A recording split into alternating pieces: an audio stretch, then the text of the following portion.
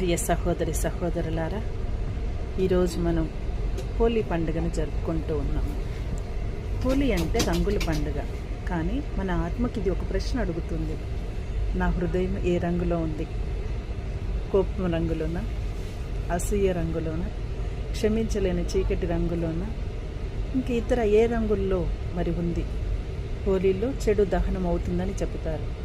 మరి మన జీవితంలో కూడా దహనం కావాల్సింది. తపస్కాలంలో ఉన్నటువంటి మనం పాపం, ద్వేషం, అసూయ, గర్వం, పాత గాయాలు, కక్షలు, మరి ఇంకేమైనా మనలో మన్నింపలేనటువంటి గాయాలు ఏమైనా ఉంటే దేవుడు మన జీవితాన్ని కొత్త రంగులతో నింపాలనుకుంటూ ఉన్నారు. అవి ఏ క్షమ, ప్రేమ, శాంతి, ఆనందం. మరి బయట రంగులు చల్లుకోవటం కంటే లోపల హృదయం మారితేనే నిజమైన ఆనందం మనందరికీ దొరుకుతుంది. కావున సహోదరి సహోదరులారా, ఈ హోలీ పండుగలో మన హృదయం దేవుని ప్రేమ రంగుతో నిండిపోవాలి.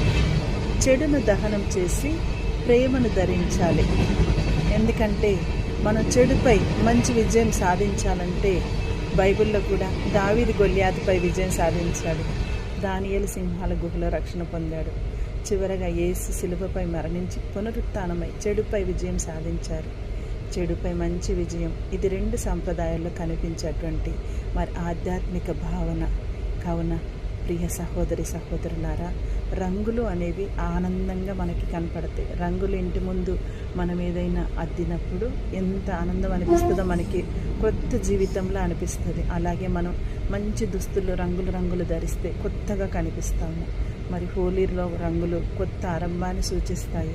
బైబిల్లో దేవుడు వరద తర్వాత నోవాకు ఇచ్చిన నిబంధనలో ఇంద్రధనస్సు ఒక సంకేతం. అందులో ఎన్ని రంగులు ఉన్నాయి? 7 రంగులు ఉన్నాయి. మరి బుక్ ఆఫ్ జెనసిస్ 9వ అధ్యాయంలో ఇంద్రధనస్సు దేవుని వాగ్దానానికి గుర్తు. అది చెడు ముగింపు తర్వాత ఆశా రంగు. కాబట్టి సహోదరి సహోదరులారా, మరి మన దేవుడు దహించు అగ్నియే. ఏప్రిల్కి రాయబడిన లేఖ 12:29. కాబట్టి ఈరోజు మనం మరి హోలీ ఇది క్రైస్తవ పండుగ కాదు, కానీ మనం ఈ పండుగలో కనిపించే కొన్ని విలువలను ఆత్మీయంగా ఆలోచించుకొని సంతోషాన్ని పంచుకుందాం, కొత్త జీవితాన్ని ప్రారంభించుదాం, చెడు అలవాట్లను దహనం చేద్దాం, సంబంధాలను పునరుద్ధరించుకుందాము. బయట రంగులు కాదు, లోపల హృదయం మార్చుకుందాము. ఆమేన్.